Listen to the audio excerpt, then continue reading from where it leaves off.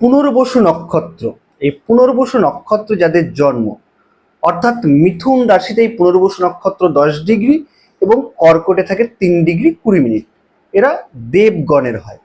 এরা সৌভাগ্যশালী, প্রচুর পরিমাণে অ্যাট্রাকটিভ হয় এবং তার সঙ্গে সঙ্গে এদের বাইরেকার লোক, আত্মীয় স্বজন থেকে বাইরেকার লোক কিন্তু প্রচুর পরিমাণে এদের ভালোবাসে এবং পছন্দ করে।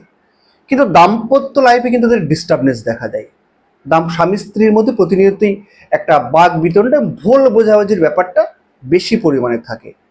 তার সঙ্গে সঙ্গে হওয়া কাজ, যে কোনো কাজ এরা মনস্থির করে, মনস্থির করার শেষ প্রান্তিকে কাজটা কিন্তু হয় না।